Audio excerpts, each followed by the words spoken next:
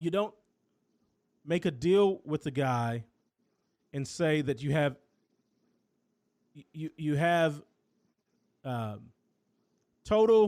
you're totally free to say whatever, and we will not prosecute you based upon what you say, your testimony. And they did. They made a deal with him that if he talked about it, and he didn't even confess to even, and he said some things. He did say that he gave women, drugs and did drugs with women and so forth. Right. But that evidence was not supposed to be used in a case against him. And they did. They lied. They went back on their word. They used evidence that should have been sealed. And people say all the time, well, the fact that he paid off his accusers points to that he did it. It could be points to that way, but a lot of celebrities will pay just so it can go away. You make them sign a do not disclose, it goes away. You never have to bring it up again. And under do not discloses and under agreements in which you say that we won't persecute you, those things should be that. You should not be able to use evidence that is based upon conversations when he said that he would that you promised him that would not be used in a court of law. And I think that's the travesty. And not even that I think Bill Cosby didn't do anything. I don't know if he did or not. I haven't liked Bill Cosby since 2004 when he was making all those comments about black dads needing to pull up their pants, needing to learn how to read, and needing to stop having more babies and take care of their kids. When this is a man who had a baby out of wedlock and didn't take care of him, didn't take care of her. Right. And so I haven't necessarily liked him for a long time, but our criminal justice system isn't about liking someone or even if they probably did. It's about the burden of proof that we use in ways that are lawful. And I think that's what happened to him, man. You don't promise a guy that they're not going to be used and make deals with him and then use that same evidence against him. And honestly, I think part of Bill Cosby's deals too, again, he could be guilty, but I think he got wrapped up also in the Me Too Jeffrey Epstein season, and they didn't prosecute him correctly. Maybe they would have even got a conviction without using that evidence, but they did. And now Bill Cosby's out of jail because, we have a standard of law that we should follow, because if not, and even if you think about, like, we even have laws based upon, we limit the years that you can be prosecuted for a certain crime. For some crimes, it's 10 years, whatever. After that time, then you can't be prosecuted. We do that for a reason, because nobody shouldn't be 20 years from now coming to you raising a real case about how you murdered somebody.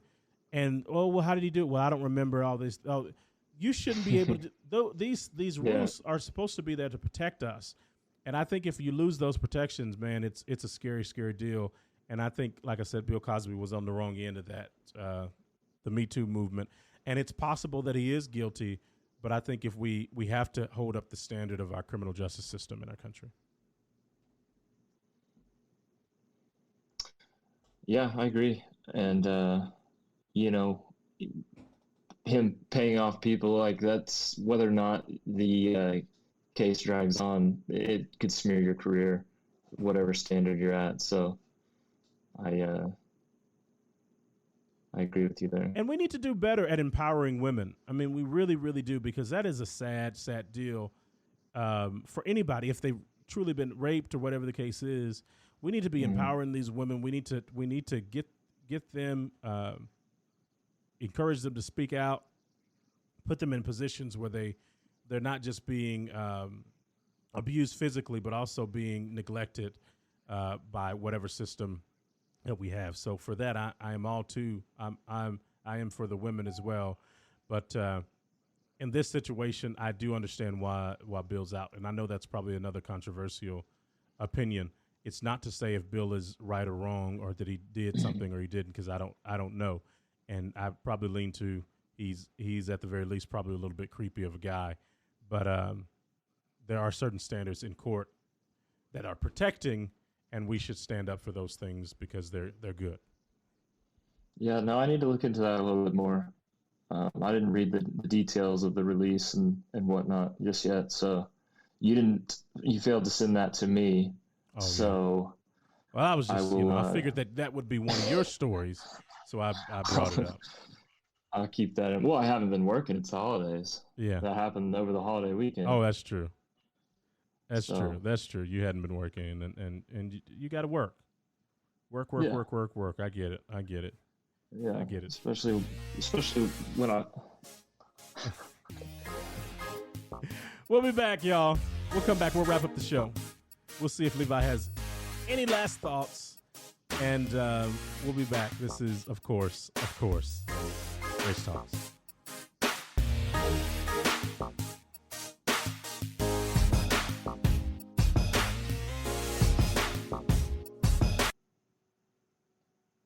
This is Isaiah 61 Foundation. We host a monthly podcast called Healing the Brokenhearted Child that focuses on healing children who have experienced trauma. We are here to encourage and support those who are parenting children from hard places. You can find our podcast anywhere that you go for podcasts. Also, it's on our website, which is Isaiah61foundation.com, or on our Facebook page, which is Isaiah 61 Foundation. Make sure you like, share, and review. Once again, this is Isaiah 61, Healing the Brokenhearted Child.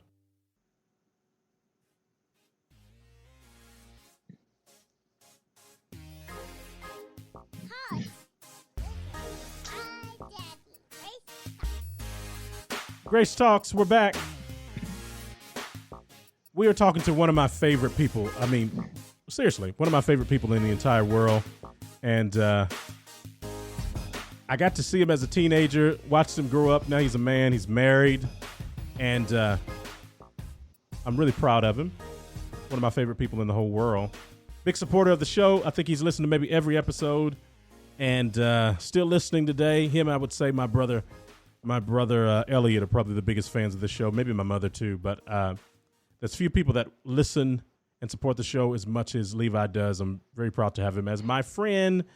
Again, ladies and gentlemen, I want to give him, can we just give him a round of applause, Mr. Levi Reese? Thank you. Okay, there. Let's do that again. Oh, there it is. There. They were a little bit sleepy. Okay. Levi, yeah, I mean, keep you humble. What was it that you brought up to me in the commercial break that we almost missed? Breaking news. Another record has been broken today. Breaking news on Sunday, not today. On Sunday. Sunday, there was some news broke. My apologies. That was breaking. And I'm not talking Tom Brady records. I'm not talking Jordan records. No. I'm talking Superior, more right? Records. Yeah, more titles than those two people combined. I'm talking wow. Joey Chestnut. 14 titles now. Okay. Hot dog eating champion. Set his own record on the 14th title with 76 hot dogs in 10 minutes. Good grief. What was the record before? Do you know? I don't. Now, I consumed 3 hot dogs today, and I can tell you that 76 is a lot. I can't imagine 76 hot dogs, man. That's crazy. Plus the bun. It's not just a hot dog. You got to eat the bun. It's the bun. Second place, 51. Like, the guy's, he's not human. And this is 14 years of hot dog dominance. You don't string this together and not go down in the history books. And he's not some big fat guy either. He's not. He looks, I don't know how to describe him, but whatever he's doing, he's figured it out. I don't think there will ever be another Joey Chestnut. He used to be kind of, pretty slim. I don't know if he is anymore because I stopped paying attention to him about 14 years ago. Although I think I had his rookie card on the back. I don't know what his dimensions were, but man, 14. He's peaking, peaking at 14 titles. You would think unbelievable. You would think, there's got to be some kind of, didn't he? He did lose a couple of years ago, though, right? He lost, but then he gained it back. Yeah, he's 6 in a row, 6 titles in a row right now. So he had his struggles. I'm sure we'll see a 30 for 30 someday. There has been. This is how I know about Joey Chestnut, because there was either a 30 for 30 or there was an E60 report, and it was about him and I can't even say the other guy, but they were talking about how they were competitive. I mean, this was probably about 8 years ago, this documentary about them particularly doing the hot dog eating contest, and then Joey just takes over. But I'm sure he'll have his own 30 for 30 where you talk about the excellence of domination. Yeah, I mean, but like Kobayashi was the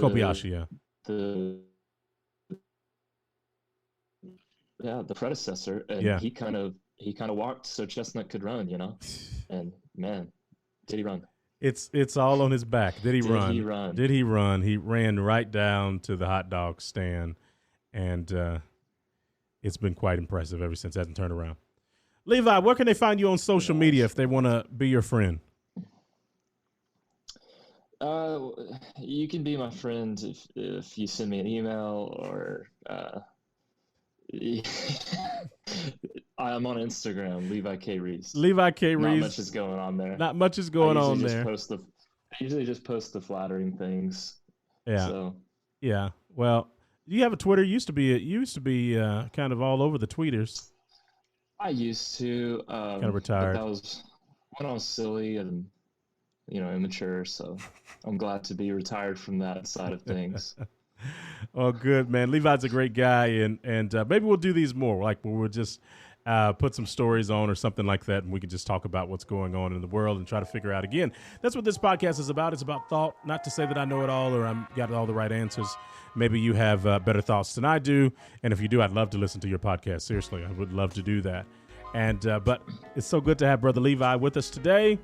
Thank you for coming on, sir. Happy to be here. Man of God. Thanks for having me. Friend of God, friend of mine, and just got married, beautiful wife, and they're just trying to serve the Lord together. And so we do bless you and all the things that you do. But I would not start a moving company because you're known for scratching tables. That's 2 of my tables that you've scratched now. My dining room table. 2 of your tables that I've delivered as well. That's right. They were delivered. That's right. I need to be more grateful. That's right. Hey, we got some really cool stuff coming up on Grace Talks. I interviewed Golan Lindsay from Christ for the Nations. He's the COO. He's the director, basically, running the school there in Dallas. I interviewed him. That's going to come up in a couple weeks. We got an interview coming up with some authors that I'm really excited for. So the next month or so, we're going to be jam-packed with Grace Talks programming. Also, we got a new podcast that's also coming out called For Us Dad. I've been dropping videos once a week. These videos have been coming out just 2-minute, 3-minute encouraging words for dads, just trying to tell them that they're doing a good job and encourage them. So those are all over the internet on the social media. I'm at Derrick Marshall Online, Facebook, Instagram. You can find me there. Google me, Derrick Marshall Online. You can Google that on YouTube. You'll find it as well. And you can find it. We have a bunch of podcasts going. Healing the Brokenhearted Son. Grace Prayers is still there. Grace Talks. And then we're going to do For Us Dads coming up. That's another podcast that we're doing. So we're doing a lot of stuff right now. God has been good to us, and we're trying to encourage the body of Christ, fathers and mothers and whomever that is listening. And I hope you feel encouraged, loved today. I hope you smiled a little bit as you listen to me and Eli talk about what's going on in the world. And we're so grateful to do it today. We'll see you next week. Grace Talk. Remember, like, subscribe, review, share, all that good stuff. God bless you.